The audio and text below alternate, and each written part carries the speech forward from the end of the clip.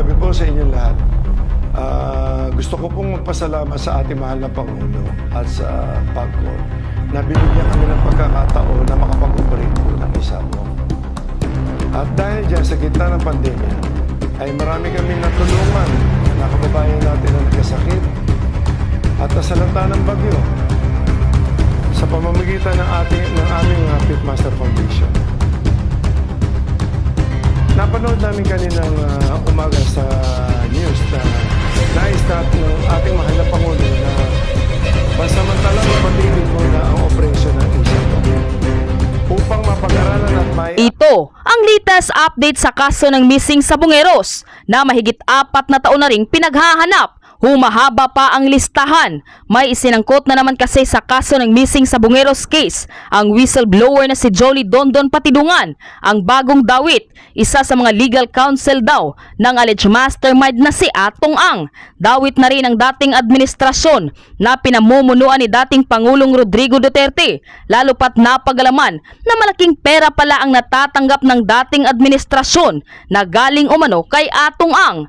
Narito ang buong detalye. Ngunit bago tayo magpatuloy, huwag kalimutang i-like, share, subscribe, and click the notification bell for more updates and for more upcoming videos. Maraming salamat!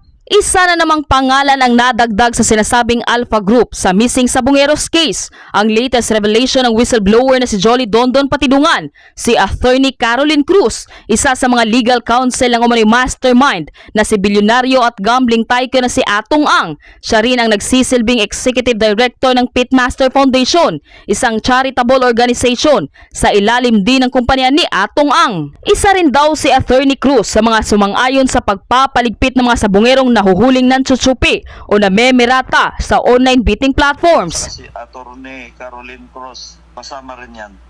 Dahil mayroon siyang partisipasyon na parang sa draw, doon siya nabigyan. Sabi ni Mr. Atongang, kung hindi natin gagawin to, babagsak yung negosyo natin. Tapos sino bang sangayon dito? Matatanda ang isa si Cruz sa mga abogadong kasama ni Atong Ang nang magsumiti siya ng complaint affidavit laban kina Patidungan at businessman na si Alan Bantiles o alias Brown sa Mandaluyong City Prosecutor's Office. Ayon kay Patidungan, si Cruz ang nagsulat ng recantation statement niya matapos umano siyang alukin ni Atong Ang ng 300 million pesos para tuluyan ng manahimik at umalis ng bansa. Isang bagay na inamin ni Cruz sa isang press con, pero kwento niya, hindi umano Patidungan ang inalok ng pera, kundi extortion daw ang ginawa para sa kampo ni na Atong Ang. Yung 300 million po yan, totoo po yan na merong ganong amount na sinasabi niya. Kasi ako po, mismo ang sinabihan ng certain common friend namin na si Mr. Alan Bantiles na tinatawag namin na Brown. And in fact, tinanong niya ako kung kumusta daw yung boss. Sabi ko, wala namang nasasabi. Sabi niya sa akin na galit na galit daw sa kanya, pinagmumura siya. Sabi ko, ano naman, bakit? Kasi na-mention nga daw niya yung 300, bayaran na lang daw si Dondon para makaalis na sa, paalis, makalayo, kung ano may yung statements niya sa magtago na kasama ang pamilya. Mariinding itinanggi ni Cruz ang kanyang kaugnayan sa missing sabongeros case. Aniya, it's another day, another teleserye at hindi umano patas para sa kanyang basta-bastang pagdadawit ng mga pangalan ni Patidungan. Ayon pa kay Cruz, hihintayin na lang ng kanilang kampo ang mga susunod na umano'y script ni Patidungan bago niya sagutin ang mga aligasyon. Sa kabuuan, 4 na tao na ang itinuturo ni Patidungan bilang mga miyembro ng Alpha Group, kabilang si Atong ang celebrity na si Gretchen Barreto at Congressman Sonny Lagon. Pakawalan niyo na po sila. Wawa naman po yung pamilya. Bagong panganak pa po yung asawa ng kapatid ko.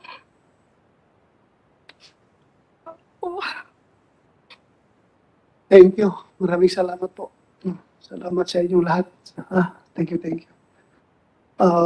From here, meron pa pala tayong after case number 6, meron pa tayong case number 7 involving 2 tao, victimizing 2 missing person. At meron pa tayong case number 8, isang tao ito na nawawala. So, from here, let's proceed to case number 6. Pwede tayo magpalit na ng resource persons. Salamat ha, thank you, thank you. Salamat.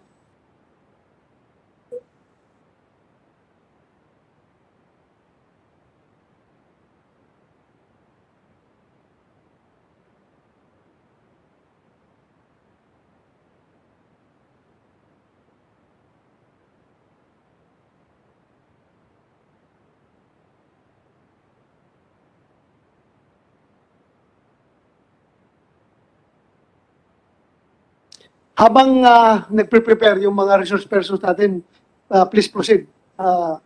Case update.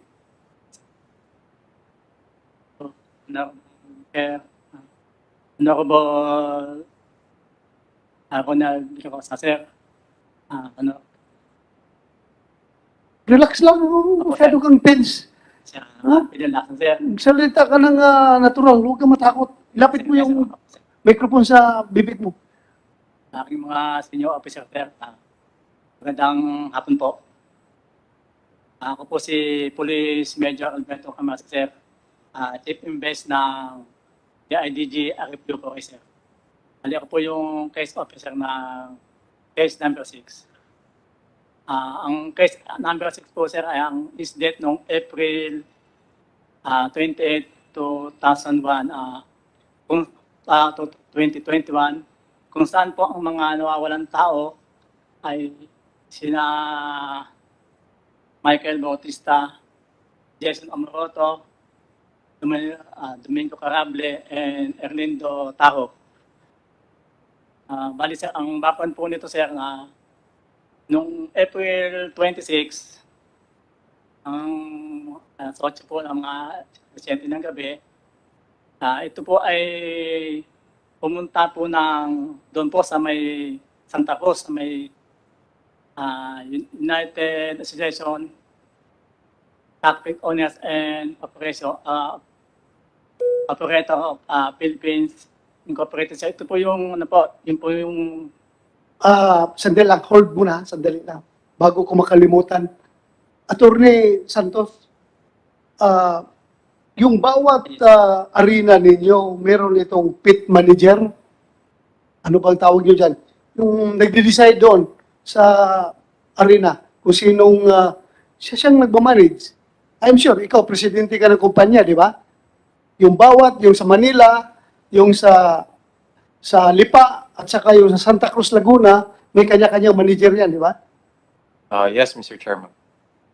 Kumsek, yung mga manager na yan, including lahat ng kanilang mga security guards, bitahan natin.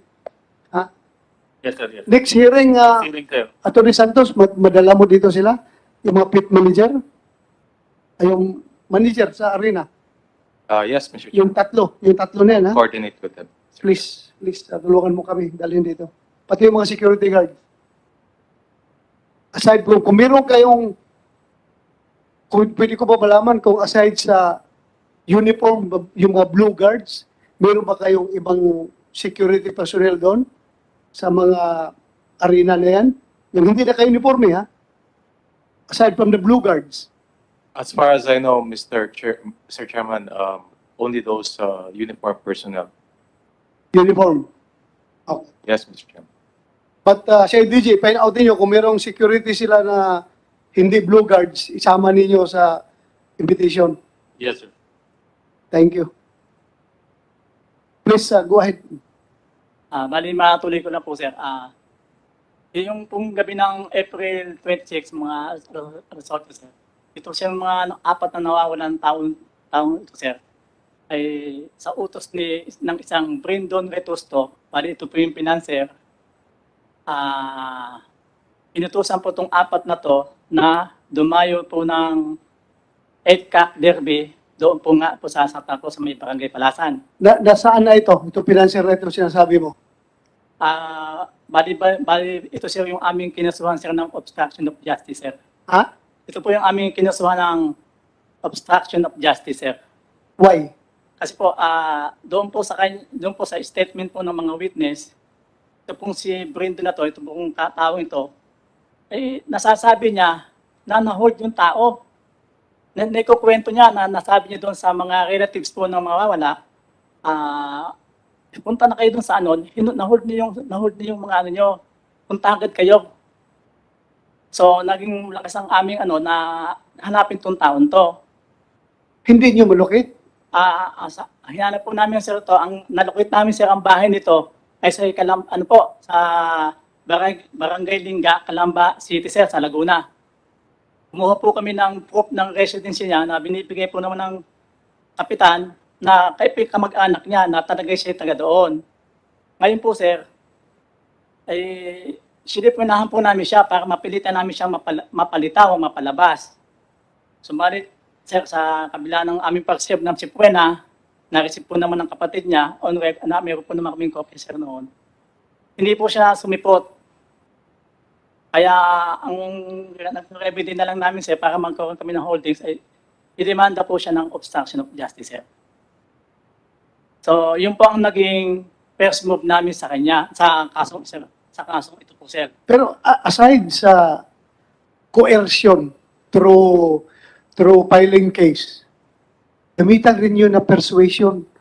Baka kulang lang ito sa takot ito lumabas, baka takot ito lumabas. Sabihin nyo na may security ka. Bibigyan ka namin ng security. Sabihin mo yung mga kapatid, bibigyan ka namin ng security para lumabas. Kung hindi po siya madidisgrasya, bigyan nyo na assurance. Baka lalabas yan. Opo, sir. Pupuntahan po namin yung mga relatives niya sa... So siya pala ang una nagbalita sa pamilya ng mga nawawala na na-hold yung mga missing doon sa loob ng Santa Cruz Arena. Yes, sir. Opo, opo. May tuloy ko lang po, sir. Ang hindi po pangkaraniwan doon sa pangyayari, kung bakit sinabihan pa yung isang relatives ng na buhay mo yung ating conversation at palitan mo yung password ng messenger ng husband mo. Kaya, sir, medyo kami, bakit ganun siya? Kaya ginawa namin siyang parang pairs of interest para siya mapatuga namin siya. Ayun po, sir. Kaya nga, para mabigyan lidaw, talagang hanapin niyo yan. Hanapin niyo, ha? Yes, sir. Ngayon po, sir, aside pa sa aming pag-apply, sir, continuous po ang investigation namin. Meron po kami 3 personnel employee doon po sa Sabungan na aming sinipuena. Yung si Dick Ulanyo, Tessa Garcia, at si Josel Manggubat. Ito pong si Dick Ulanyo, ito po yung binabanggit ni Brendon, yung pong aming dinemanda na sinabi sa mga relatives, puntahan nyo agad itong Sabungan, hanapin nyo si Dick Ulanyo.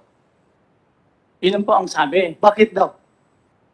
Sa akin pong pagka-assess, si Dick Ulanyo po ang pwede lang ang nakakaalam sa pangyayari. So, naimbitahan ninyo, pumunta. Sinipunahan po namin at nung unang punta po namin doon po sa Sabungan, nakausap po namin ng bagong OIC, si OIC Sima Franca, ay ang sabi, yung pong 3 hinahanap namin ay na-reassign na. Subalit hindi po naman ma-determine kung saan siya na-assign. Hindi kayo nagdududa. Ano ba na? Ganun nakababaw yung pag-imbestigador mo. Hindi ka nagdududa. Bakit kung kailan ninyo inimbestigahan saka nawala yung tao? Nilipat nila. Yes, sir. Investigative ba? Apo. Mind, di ba? Magdududa ka bakit pinalis? Mag-cooperate sila sa investigation. Pinapalayas yung mga tao na gusto nating imbestigahan. Ano niyo? Hindi kayo nagdududa. Nagdududa na, sir, kasi yung isang sinasabi ng Cesar Garcia na sinasabing inireassign sa Manila ang Carpet Arena, sir, pinuntahan, sir, namin. Ang nangyari, sir, kausap namin yung chief in charge doon na nagpakilalang si Ronel Brillo Custodio, ay ang sabi, ay na-transfer na rin daw at hindi nila alam, sir. Naku, pinapasa-pasa na lang kayo. Yes, sir. Matuloy ko lang po, sir. Sige. Pinabukasan po, sir, magkakaroon sana kami ng case conference, sir, sa SITG. Lumutang po yung abogado. Sino abogado? Siyan po, sir. Si Atty. Ernest Labanza po, sir. At nire-represent niya yung 3. Ang plead niya sa nakiusap dahil daw yung Supreme ay parang umaga lang natanggap, sir. Hindi natanggap nung sir. Ang pakiusap niya ay i-schedule ang patawag sa March 1, sir. Itong March 1 na to. Tapos? Sabi ko, sir, sige po, bali may schedule kami ng patawag, sir, sa 3 yon sa March 1 po, alas 10 ng umaga. Hindi mo muna sinabi na, attorney, hindi man ikaw kailangan namin. Yung 3 man ang kailangan namin. Tape lang po, sir, na ipakita niya, sir, yung tao, sir. Okay, sige. Ngayon po, aside po sir, doon sa aming ginagawang action sir, bali, yung po aming regional chief sir ay ano sir, nag-request na rin po kami sa pamamagitan niya ng mga, yung pong sinasabi ng PO Laguna, yung pong mga list ng gwadya, participant po ng entry nung araw na yun, at saka po yung CCTV footage ng MEDS noong April 28, 29 na mabigyan kami. Bali, yung pong aming susunod na titingnan, sir. Ayun po, sir, sa update po ng case number 6 po. Thank you, ha. Maraming salamat. Fight pa rin kayo. Tuloy-tuloy nyo yan. So let's go to the wife of Michael Bautista. Ma'am, please. Magandang hapon po. Ako po si Lani Bautista, asawa po ni Michael Bautista. Niya po nung April 26 po, 2021, nagpaalam po siya na aalis dahil magsasabong po sila. Bali driver lang po siya nung van na service nila papunta pong Santa Cruz, Laguna. Tapos 8-cock derby daw po yung lalabanan nila. Bali 2 days po yun. Tapos dapat po April 28 ng gabi, nakauwi na po sila noon. Pero hindi po sila nakauwi hanggang ngayon po. Tapos nung April 28 ng gabi, bali tumawag yung asawa nung amo nila na si Brindon sa bayaw ko, na ang sabi niya, na-hold yung grupo nila, hindi pa sila makakauwi kung sa ngayon. Pero konting tanungan lang naman daw po yun, tapos makakauwi din. Di nagtanong yung bayaw ko, bakit po na-hold, ano pong dahilan? Sabi po, parang hindi klaro kung ano yung dahilan nila. Basta parang nagkaroon daw po ng konting problema. Kaya na-hold. Di sabi po, ganun. Pero wag daw kami mag-alala kasi konting ano lang naman daw po, mapag-uusapan na. Tapos sabi, papunta na din daw po ng Laguna yung asawa niya, yung amo po nung. Hindi niya tinanong kung sino nag-hold. Hindi po, wala po silang sinabi po. Basta na-hold. Opo, yun lang po yung sinabi na na-hold. Kaya nagtataka po kami, ang tanong namin, bakit po na-hold? Ano po yung naging problema? Kaya ang sabi po nila, may konting tanungan lang daw po doon tungkol sa laban, pero hindi naman po nila klaro kung ano po yun.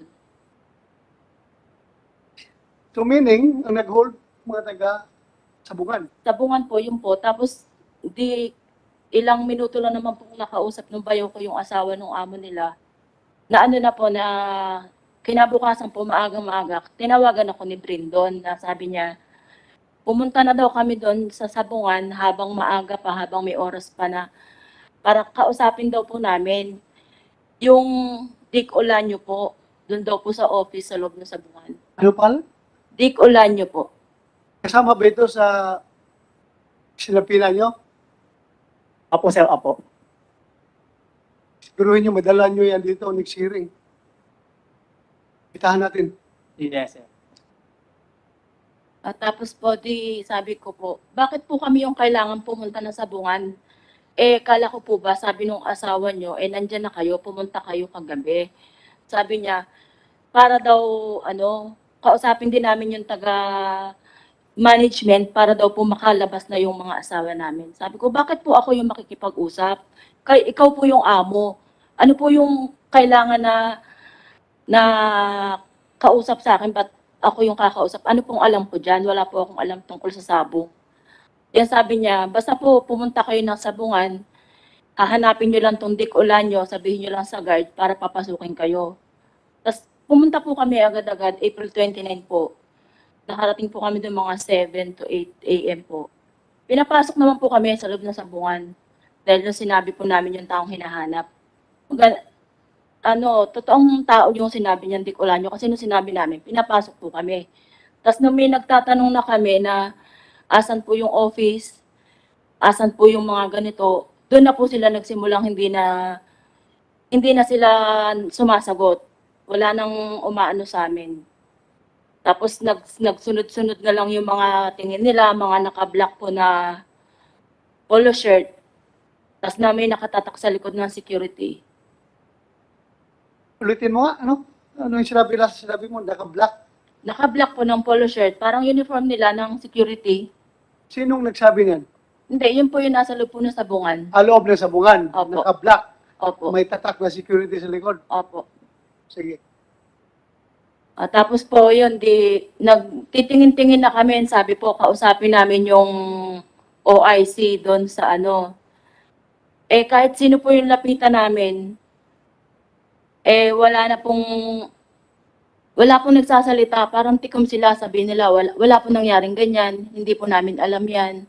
Tapos nung tinatanong namin yung tao na, Dick Olanyo kung nasan, wala daw po doon. Nasa Cavite daw po. Hindi daw po nila, wala na daw po doon sa loob ng sabungan. Tapos kausap ko pa po yung amo nila na si Brindon. Sabi ko, sir, wala po dito yung sinasabi niyong tao. Paano po ba to? Nasaan po ba kayo? Kasi sabi niya, susunod daw po siya doon para tumulong siya na kausapin namin yung sa management ng sabungan para po makalabas ng mga tao. Hanggang ano po, puro lang siya chat. Hanggang sabi niya, nasa Batangas siya. Tapos nasa Calamba siya. Hanggang sa umabot yung maghapon namin sa Laguna, hindi po siya sumipot. Kaya po napapaisip kami na baka may alam siya talaga kung bakit nawala yung mga tao niyang pinapunta ng sabungan. Kasi simula po nun, di na po siya nakipagtulungan sa amin. Tapos parang inaano nung asawa niya na nawawala na din yung asawa niya na si Brindon po. Sabi ko, pero kung nawawala po yan, ba't hindi po kayo nakikipagtulungan sa amin? Hindi rin po kayo sumasama na mag-report kung talaga pong nawawala yung asawa niyo. Kasi una-una po kayo dapat mag-ano dito kasi tao nyo sila eh. Kayo po yung responsable kako dapat na gagawa ng paraan kung paano ano to. Kayo magpapaliwanag kako sa amin kung bakit nangyari ng pag-hold na naganap. Kami po wala po kami kako talagang alam. Salamat po. Maraming salamat. Okay ka na? Tapos na? Thank you po. Punta na kay yung partner ni Jason Amorido.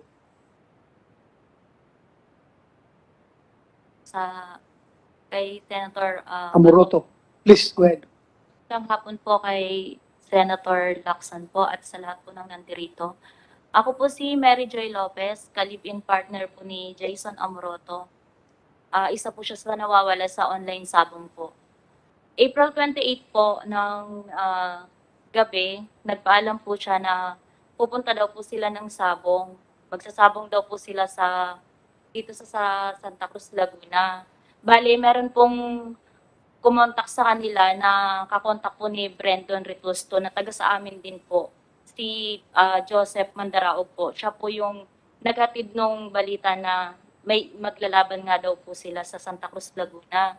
Bali, dalawa po silang taga sa amin na kinuha nila na ang sabi po nila is magbibitaw lang daw po sila ng manok tapos babayaran daw po sila ng 5,000 kada daw po bitaw yung ilalaban pong manok.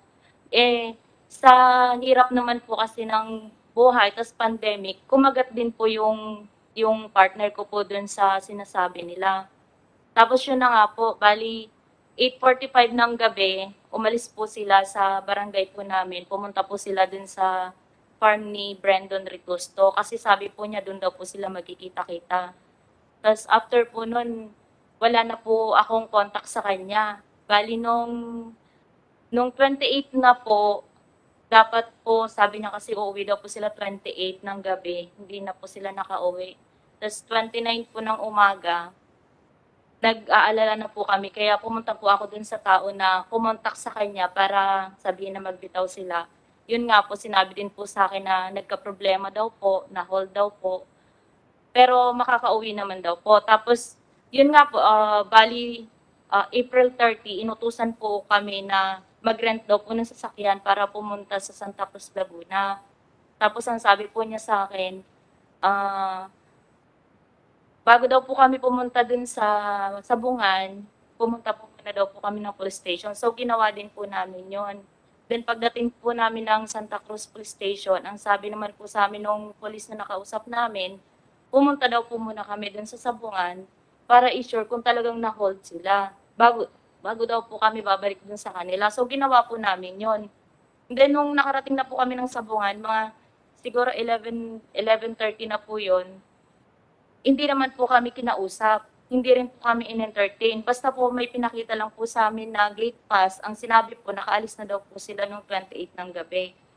So, naghintay pa rin po kami hanggang umabot na po kami siguro doon mga 12. Wala po kaming napala. So, ang ginawa po namin, bumalik po kami ng police station ng Santa Cruz.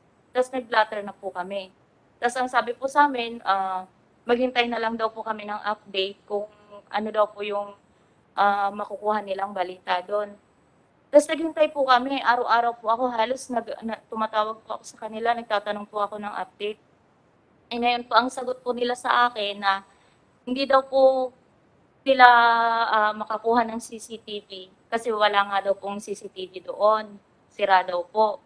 So, sabi ko po, ano po yung dapat gawin? Sabi ko po ganyan. Tapos yun nga po, sabi nila sa amin, maghintay na lang po ng update hanggang sa umabot na po ng ganito katagal. Tapos nung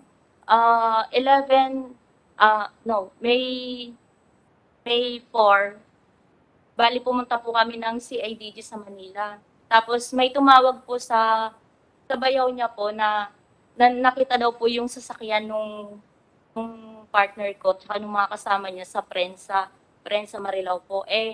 Yung Prensa po malapit po yun dun sa farm nung bali financer po nila.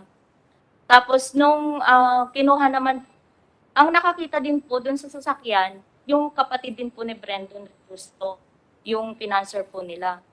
Tapos yun nga po, kinuha din po ng police station ng Loma de Gato po yung sasakyan, tapos dinala po dun sa police station. Tapos mga ilang araw po, kinuha din po nung kapatid ni Brandon Gusto yung sasakyan. Tapos, yun nga po, hanggang sa ngayon, naghihintay pa rin po kami ng update sa CIDG po sa Canlubang, tapos sa Santa Cruz Police Station po. Pero wala pa rin po naman din update. Yun lang po. Salamat po. Maraming salamat. Go ahead. Matagal na nagbibitaw yung kapartner mo ng manok? Bali, pangalawang sama niya po yun. Pangalawang summer? Pangalawang sama. Sama? Bitaw, Nung una, 5,000 rin kada bitaw? Yun po yung sabi niya, 5,000. Pero hindi. Hindi, itong huli, 5,000 ang paalam Opo, niya, di ba? yun po Yung yung una, sabi.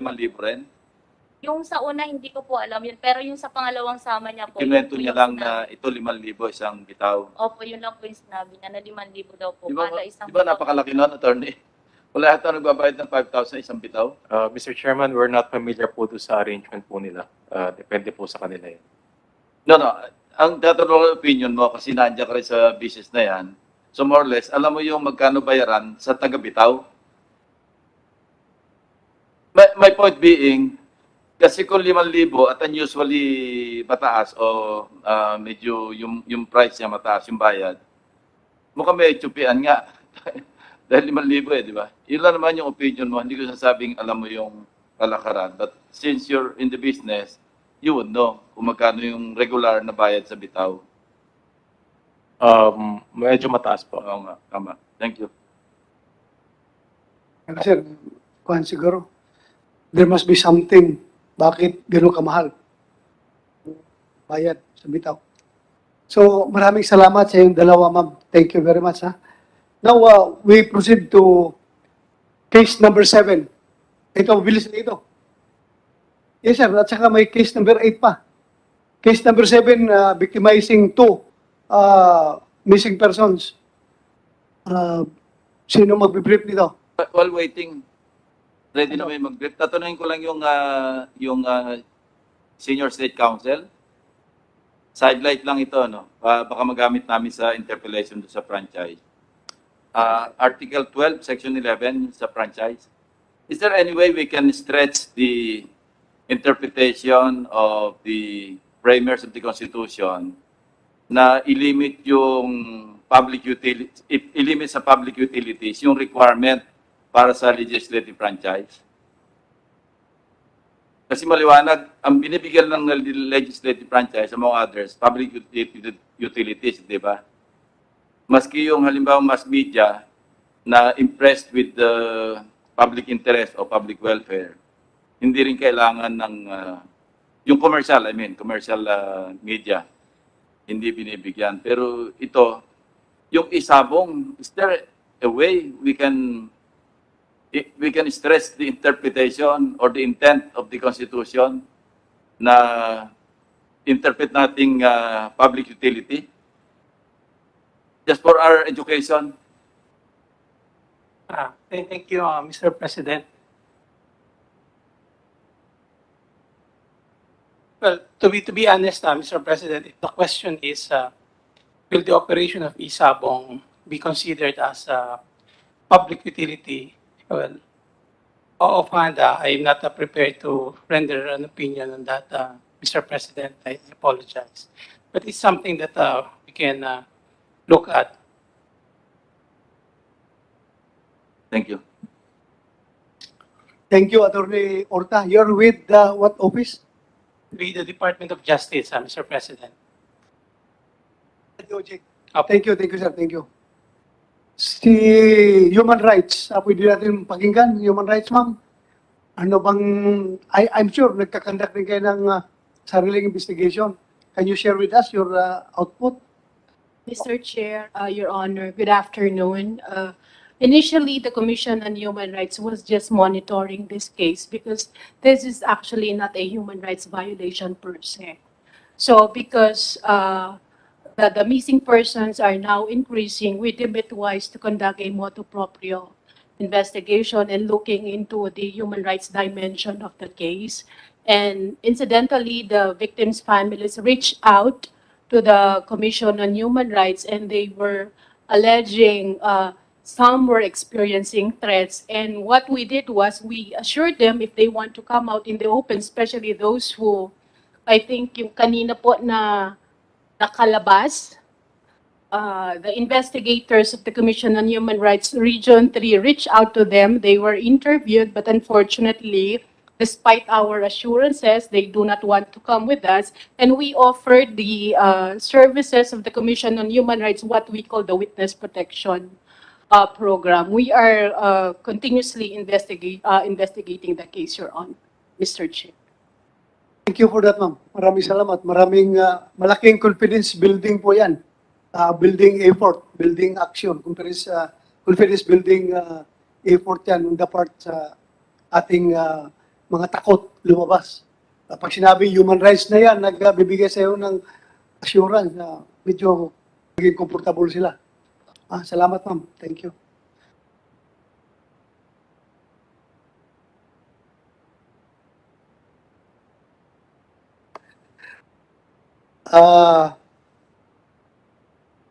Si Mr. Rogelio Morales, sir.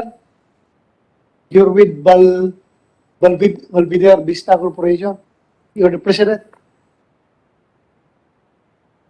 Saan po operasyon nyo, sir? Asan yung kanya?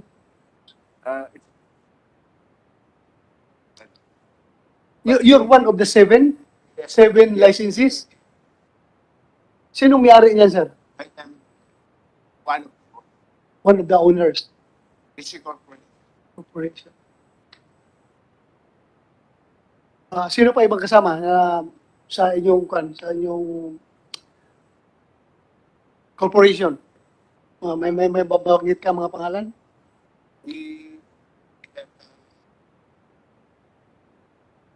Okay.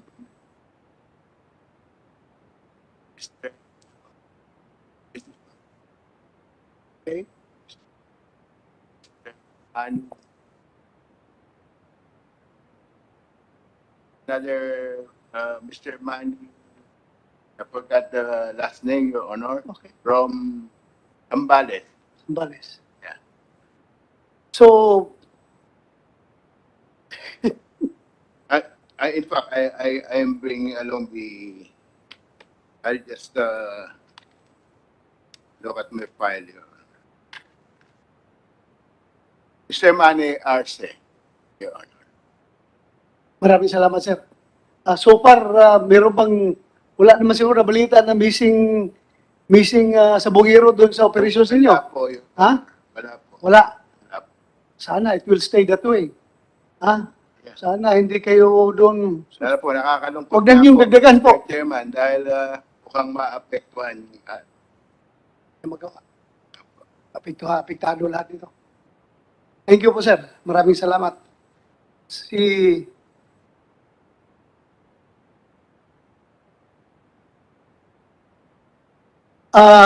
Pwede sir, matanong, Mr. Morales, being the president of Belvedere Vista Corporation, ilang arena kayo meron? Ilang locations? Sa Pampanga po, meron kaming mga 15 po na cockpit arenas. 15. Opo. Ilan offsite? Mabilang mo kaya? If you mean yung pong mga pinapatakbo ng mga super agents namin. Yes, yes. Wala po akong data ngayon, Okay. pero we can provide the data later on. Sir, tanungin kita. Sabi mo 15 yung arena ninyo. Opo. Yung 15 na arena ninyo, are these all equipped with CCTV? I think so, sir. Ha? I think, Yung 15? opo. Kompleto yan, may CCTV ha? I think so because ang business po namin, Mr. Chair, is video. Video. I don't think we have a live streaming na kami sana po sa CCTV. Do you think kailangan talaga CCTV dito sa arena niyo? I think so, Mr. Chair. Kasi po, Kaya nga ako nagtatanong. Preventing incidents. Precisely. We are more on the preventive side of Precisely. Kaya nga ako nagtataka dito sa tatlo na mga arena, bakit walang CCTV? O sira ang CCTV? Anyway, that's Mr. Chairman, yes, sir. tanong lang. Nakaka-comply kayo doon sa 75 million pesos per month na minimum. Di ba, PAGCOR, ang minimum requirement ninyo per licensee is 75 million per month, di ba? Yes, Mr. Chair. Nakaka-comply kayo doon religiously I think it's 75 million per month. Per month. minimum guarantee. Minimum. Correct. Yun ang tanong ko. So, compliant kayo doon. Yes po. And you're earning much, much more.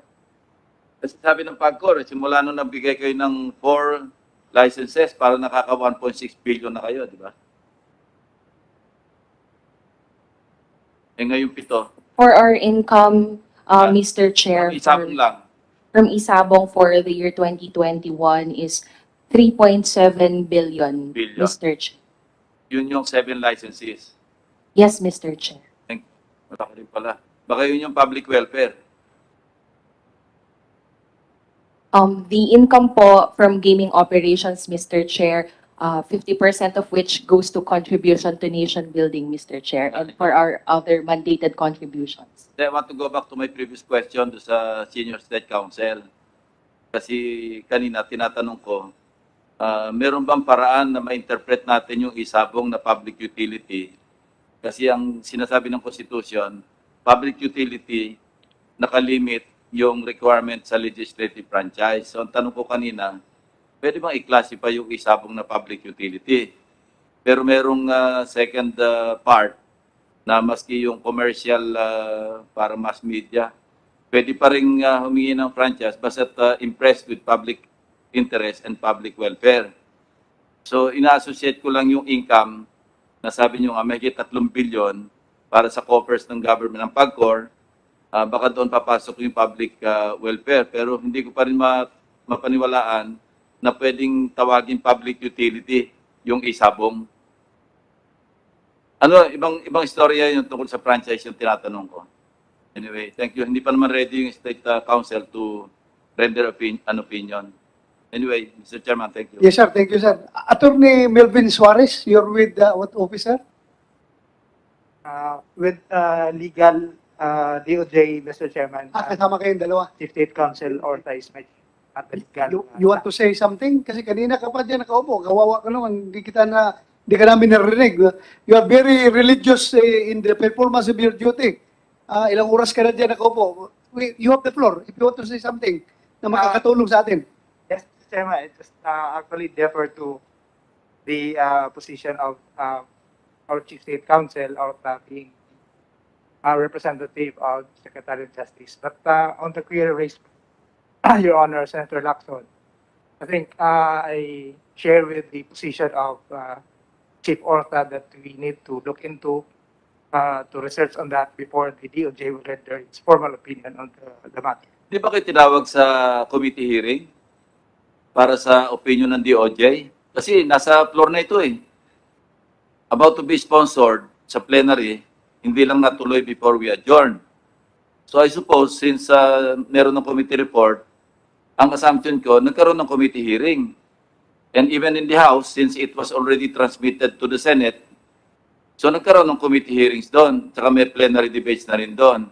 Ang tanong ko, hindi ba natanong yung DOJ kung itong isabong pwede i-classify na public utility? Kasi sa Constitution nga, public utility lamang ang po pwedeng mag-grant ng legislative franchise. And that's the main bone of contention when we go into plenary deliberations, plenary debates, pag tinakil na namin yung legislative franchise sa Senado. Kaya interesado ako malaman para at least we are armed with a sound legal opinion pagka nag-interpolate kami sa floor.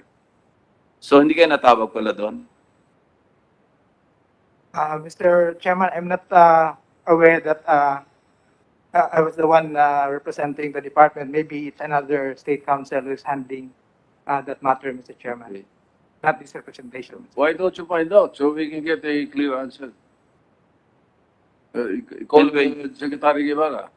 Yeah. Anyway, that could come later, Mr. President, kasi isabong pa lang naman ito mga missing persons. So, kanina nag-beg off siya na titingnan daw muna nila. They're not ready to give us an answer now. Ang tanong ko nga, kasi pumasa na sa House, baka sila rin yung natawag doon or hindi sila natawag at all.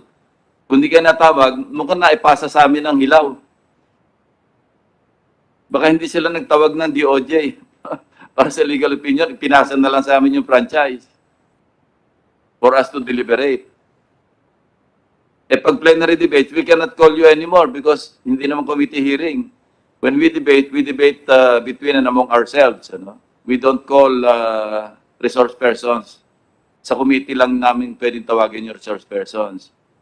Since parang yun nga, you're not aware, baka naman hindi natawag yung DOJ to render a legal opinion on the matter.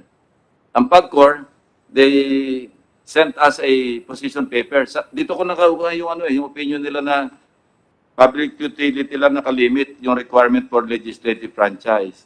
In fact, meron pa ritong yung minutes ng deliberation, yung we accept the intent except that we would like to amend with a clause, etc., between Commissioner Ambrosio Padilla, Rosario Braid. Itong usapan nila rito eh.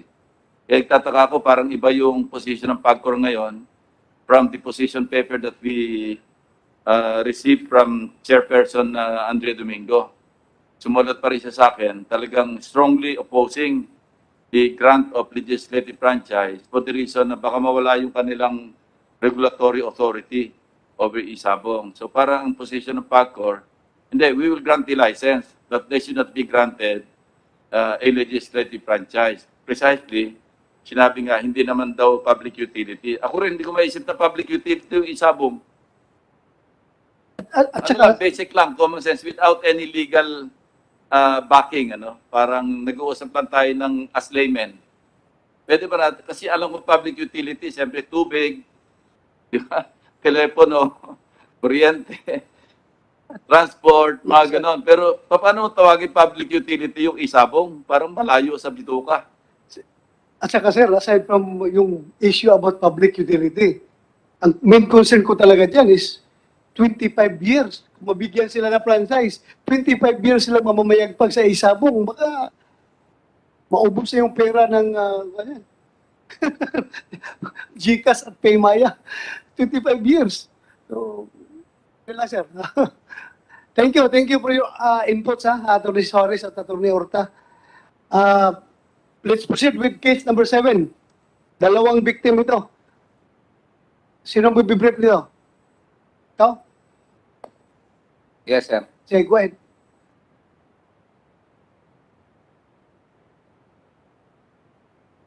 Huwag ka na mag-greetings. Tuloy-tuloy na. Good afternoon, sir. I'm Lieutenant Colonel Leandro Gutierrez, sir, the Acting Chief of Police of Maykawayan City, Bulacan.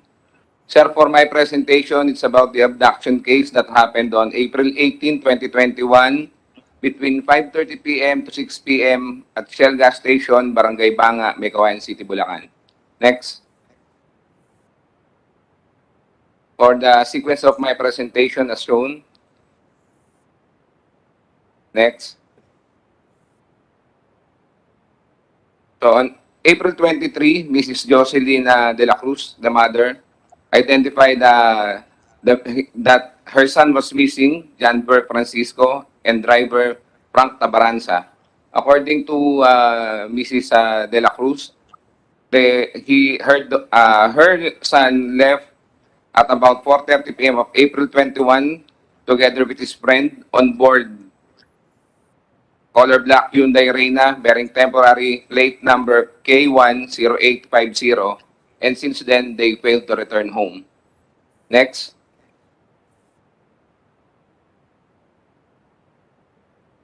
Next. So for the profile of the victim, as shown, nandun po sa unang column si John Burke Francisco, 32 years old, and online gamer, and from July 2020 to April 2021 as gold agent of online sabong, pitmaster with estimated salary of 280,000 a month. On the right side is Frank Tabaranza, his friend, also the driver. Siya po yung kasama nung na-abduct sila. Next. So we are looking for 8 suspects, more or less 8 male factors on board 3 sedan vehicles, 1 color black Honda Civic, 1 gray Hyundai Accent, and 1 black Hyundai Accent. Next.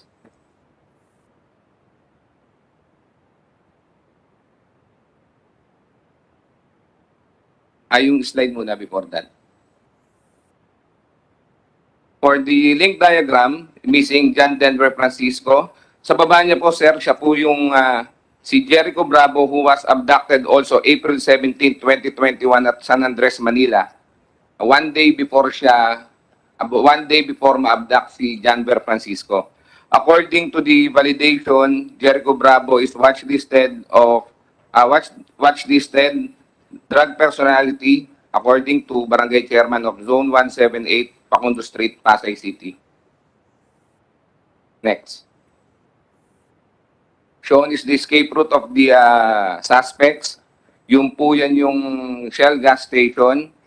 Yung red na arrow po down going to Monumento, then the right arrow going up going to Malolos. Next. Sir, yan po yung photo nung vehicle nung victim natin, Hyundai Reyna. Next.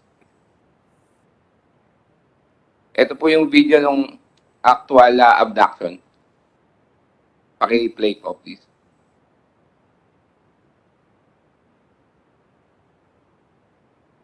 So makikita po natin dyan sa video, may nagpark na isang kotse dun sa may right side. Then after few seconds, dadating po yung isang black na sasakyan. Yan po yung isa dun sa mga sasakyan ng suspect natin.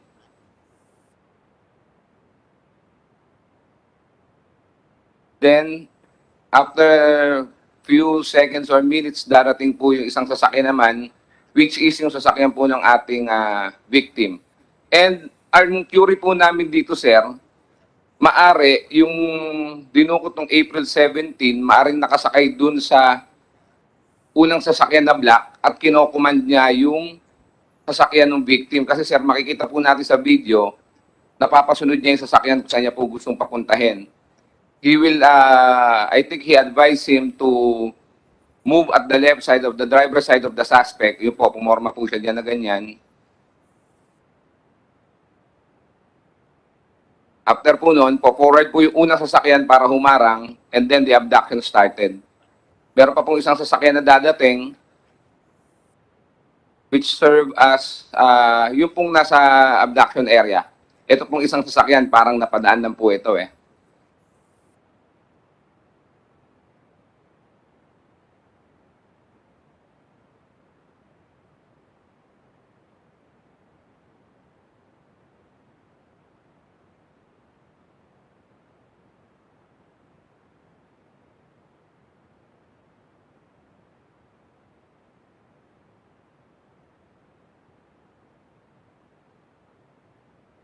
So after po ng abduction, nag-move na po yung mga sasakyan papunta po doon sa escape route nila.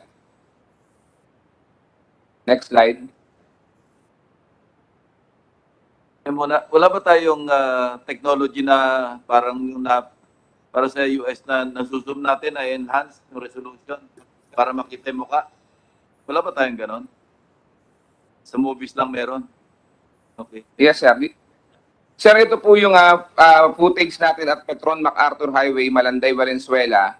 Makikita po natin yung 4 na sasakyan. 3 sasakyan ng suspect and yung sasakyan ng victim. Then we will notice that lahat po nung sasakyan ng mga suspect natin, wala pong plate number. Ang tanging may plate number lang po dyan sa convoy natin na yan is yung sasakyan po nung victim natin. Alam mo, sino ba ang mga taong matapang gumamit ng sasakyan na walang plate number? Nga, tanungin kita, sino yung mga tao na matapang gumamit ng sasakyan na walang plate number? Kung akong highway patrol, makita ko yan, 1, 2, 3, 3 sasakyan na walang mga plate number, maalarma kagad ako niyan. Bakit sila matapang? Hindi sila takot sa highway patrol. Tingin mo? Sir, dahil they are heavily armed or they have some connection in the... Bakit kaya sila heavily armed? They are in Sige search, lang, sir. gamitin mo yung imagination mo, ha? Investigador ka eh. Yes, sir. Sige, tuloy. Next slide.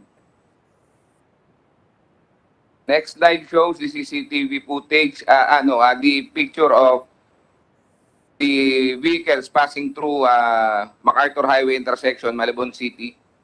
Yan, magkakasunod pa rin po sila, sir. Next. At yung last po na CCTV footage na nakuha, next slide please.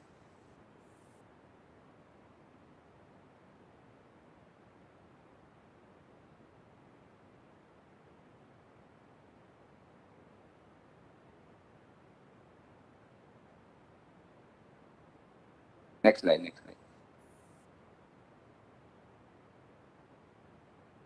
Ito na po yung last CCTV footage na nakuha, sir, along MacArthur Monumento, Caloocan City.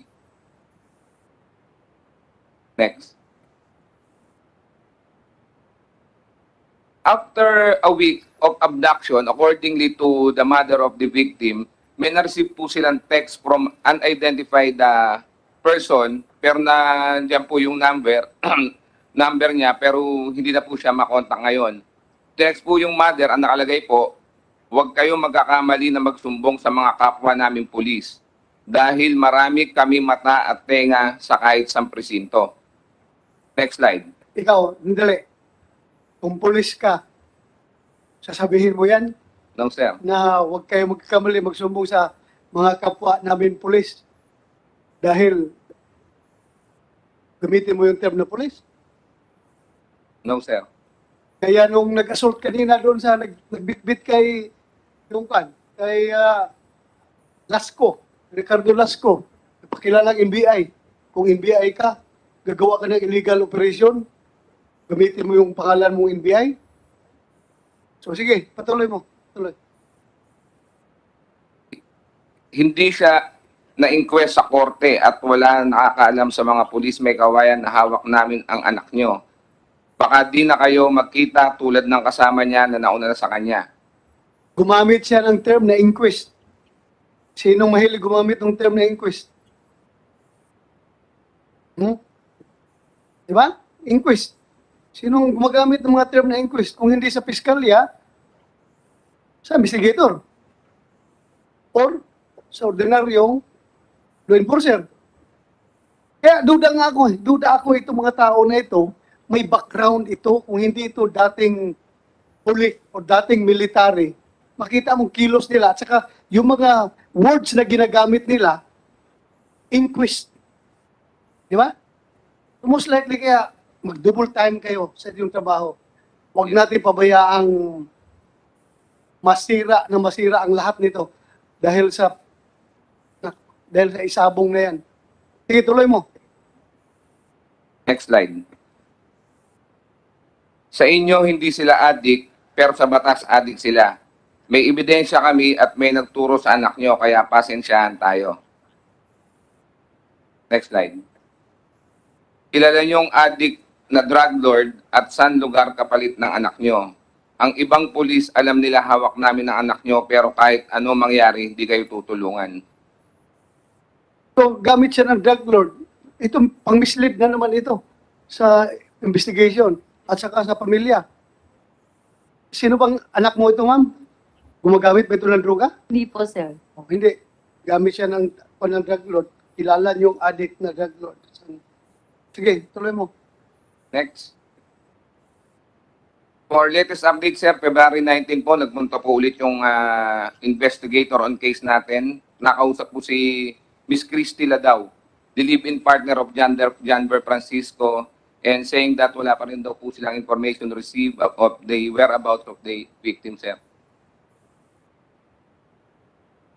Next.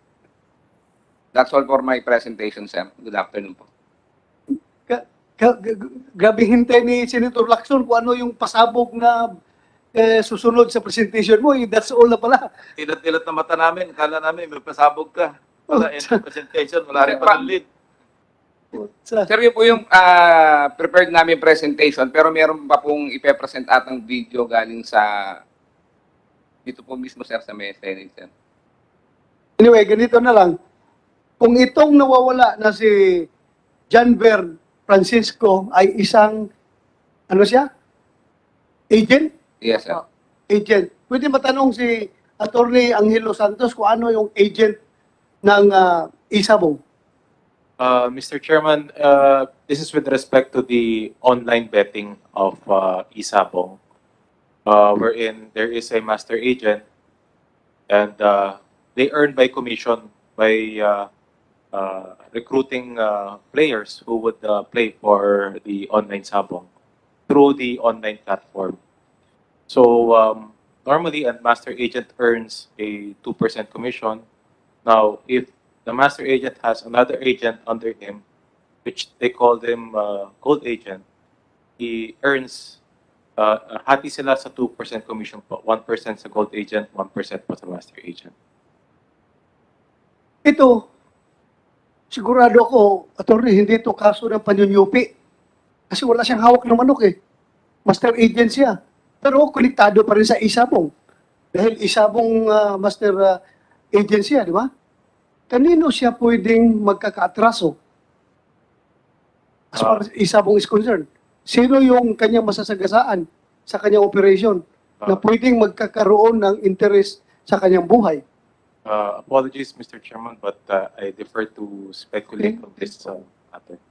I am just getting your opinion. Yes, Mr. Chairman. Dito ba yung, sino ba ang asawa ni Juan? Ni mother ka, ma'am? Ikaw yung mother. Okay ka na? Tapos na yung presentation mo? Pakinggan natin si ma'am, mother ni Janber Francisco. Ma'am. Ako po si Jocelyn de la Cruz, mother po ni Janber Francisco. Nawala po sila noong April 18, 2021. Hindi ko pa po nalaman na nawala siya noon. Yun pa lang pong kalipin, yun pa lang pong asawa ang nakakaalam. After po, Sunday po kasi yun eh. Monday po, nag-chat sa akin yung asawa. Ang sabi po niya, tita, panay ang tawag at text ko kay Jobber, pero hindi siya sumasagot. Sabi po niya gano'n, mga 11 a.m. po siguro yun ng Monday. Tapos po, ang ginawa ko po, chinat ko siya. Sabi ko, nak, nasaan ka? Bakit hindi ka umuwi? Kasi po, ang akala po nung asawa, naglaro lang po ng mga Dota. Kasi ang dati po niyang trabaho, Dota. Yung mga ganun lang po ba na ano. Tapos yun nga po, nung mag-pandemic, may nagyaya sa kanya na maging master agent. Tapos po, nung pong nag-chat ako, sumagot po siya. Sabi po niya, ma, may inaasikaso lang ako. Maya-maya uuwi na rin ako. Tapos nagpadala po siya ng picture na, yun nga po, yung pinakita ni Sir, ito pong picture na to, pinadala niya sa akin. Pero hindi po kasi ito yung suot niyang damit nung umalis siya. Ang suot po niyang damit, naka-white po siya na may talpak na nakalagay at saka may lalang nakapangalan dito. Na nung pong pinakita to, kitang-kita po dun sa loob, ito po kasi, suot po ito ng driver eh. Ito pong sando na to. Tapos, yung pong nasa loob na nakaganon po dun sa kotse, na hindi po ito yung kotse nila na dala-dala, ito po yung pinaglipatan sa kanila. Yung pong nandong nakaganon, yung po ang may suot ng t-shirt niyang white. Pinagpalit po sila ng suot. Nakita po namin, namamaga yung mata niya, na akala namin nga, naglaro lang. Kaya, puyat. Parang ganun po. After po nun, nag-alauna na po, naghapon na po, kinokontak pa rin namin siya, hindi na po siya sumasagot. Nakapatay na po ang kanyang cellphone. Tapos, yun na nga po, nag-start na po kami, kinabukasan, nagpunta na po kami sa police station namin, at sinabi nga po namin na nawawala, pero hindi pa naman po dineclare na missing. Kasi po, ang sabi po nila, may coordination daw po sa kanila yung mga nanguhuli ng Bagong Diwa or something Pampanga. Parang ganun po. Kaya Sinong nagsabi? sa police station po namin, Police station ng nang may kawayan po. May Kawayan. Yes po. Nagsabi sila na nag-coordinate sa kanila yung Yung pong Camp Bagong Diwa daw po, yun lang daw po may coordination sa kanila. Pinakita po nila yung mga sasakyan na sa kanila, pero wala po dun yung sasakyan ng anak ko. RD NCRPO. Please work on this. Ha? Baka yung ating mga ninja cops noon ay nakukonvert na ito isabong cops. Pag gano'n, na nag-coordinate sa police station, na nagsabi doon sa police station, paki-monitor yung mga tao natin. Kung totoo yung sinasabi ni ma'am ha, na ang police ng Nang may kawayan po. nag-coordinate sa kanila, Opo, pero nung pinakita po nila kasi sa amin yung wala doon po yung, kumbaga, hindi kasali doon sa mga hinuli yung anak ko. At pati yung driver niya. Kasi po, ang pinagtataka namin, doon po sa pinagkuhanan sa kanila sa Shell, bago po sila makarating doon sa Shell, dadaanan po nila ang checkpoint ng Valenzuela at may kawayan. Di po ba? Dapat, sabi nyo nga po, kung yung mga plaka ng mga mahalatang yung sunod-sunod walang plaka or iba yung plaka, di po ba dapat nga magtataka na sila. Pero bakit po doon nakadaan yung sasakyan na yun na hindi po yun napansin ng mga kapulisan ng Valenzuela at may kawayan? Araw-araw po kami naghahanap kahit saan. Kami na po yung naghahanap talaga kasi nga po, syempre, alam naman namin po tinutulungan kami ng mga pulis may kawayan. Pero tumutulong din po kami maghanap kahit saan pong mga nagkakarating po kami. Pero hanggang ngayon po, wala pa rin po kaming update.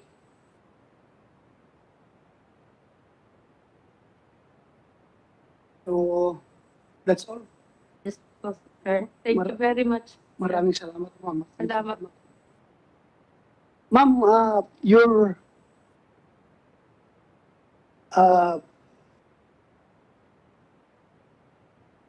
yung case at kayong dalawa. Ito sa 7, isa lang si ma'am. Okay. So, si DJ, last case, case number 8, San Pablo ito nangyari, 30 August 2021, Ricardo Lasco. Ito yung nakita, meron ba kayong video dyan? Ito yung nakita natin na pinasok yung bahay nila at binitbit yung, kita nyo, sobrang tapang, no? Kayo, mga pulis kayo, hindi kayo nag-worry sa ganung sitwasyon? Na ganun na sila katapang? Hindi kayo nababahala? Na pwede mangyari yan sa mga mahal natin sa buhay. Papasokin lang sa bahay ng ganung mga armado, nakabilis kumilos. Sana matumbok na natin ito, Chief NP.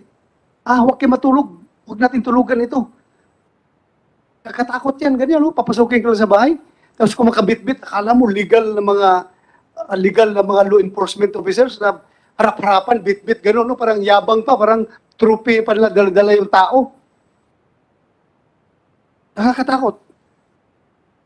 Kaya nga, the more na nagre-report kayo sa update, itong mga kaso na ito, the more ako talagang desidido na nakausapin si Presidente na ihinto muna itong isabong na ito. I-suspend muna talaga ito. Di ba, Pagkor? Ma'am? Yes, Mr. Chair. Nakakatakot na ito eh. Kung hindi ito mahinto, ang dami na mangyayaring krimen. Kaya double time tayo, General Carlos. Double time tayo. Sige, you have something to say? Mr. Chair, Your Honor, sir, that's precisely, sir, that what we will do. We will continue to conduct this investigation. And tama po yung observation niyo, sir. This kind of tactics, if it falls to the wrong hand, especially ito, sir, makikita natin, sir, na yung they know it already. Unlike before, pag tinuro po yan, meron pong hindi sinasama sa turo at malalaman mo na pag hindi mo tinuro yung dapat yung iniiwas mo sa kanila, malalaman mo na yan ay hindi na yung tamang naturuan natin, sir. So it's really alarming, sir, na may mga ganitong tactics na nalalaman na ng mga nagagamit na po sa maling gawain, and we will still have our policemen, good policemen that will continue the investigation and have the proper training to counter this kind of elements, sir. Your Honor, sir. Mr. Chairman. Yes, sir. The law enforcers will not do that without a warrant. Precisely. Eh, mas matapang pa sila. Kaya nga. I think you should clamp down on these people without mercy, General Carlos. Upakan talaga nyo ito. Upakan nyo. Huwag kayong dapat ganun na sila ka-bold and daring na gawin nila yan.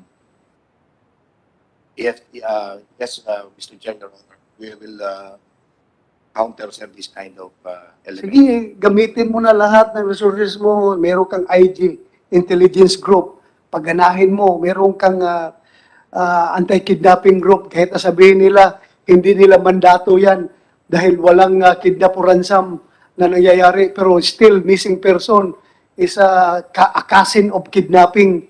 Kaya dapat ibuhos mo na lahat ng... kaya mahirap kung... Ayaw ko na magsalita, pero... Kuhan tayo. Fight tayo. Kayo dyan, mga opisyal na sa likod. Papayag ba kayo na gano'n na lang mangyayari sa ating komunidad? Eh baka nag-iisip itong mga tao na ito na gandahan ng walang bayag itong mga pulis na ito dahil ba paalis na yung siga nila sa Malacanang. I remember, I'm sure, na isasama ito sila ni Pangulong Duterte sa kanyang pag-step down sa Malacanang. Makita niya itong gravity of this offense na ginagawa nitong mga tao na ito. Isasama niya yan. Kaya, please do your part. Tapusin natin ito. Siyempre mo, long arms, ilang sasakyan, nakakunboy. Wala na bang, hindi na ba natin na yung ating mga police, mga patrolman on the streets, wala na ba yung kanilang police instinct ba na pagdududa, makakita ng sasakyan na walang plate number, na heavily tinted, na puno ng mga lalaki sa loob. Makaradyo magkaagad yan na i-check na niya natin ito, papuntahan ng magre-responde. Kasi katapang naman ito mga tao nito.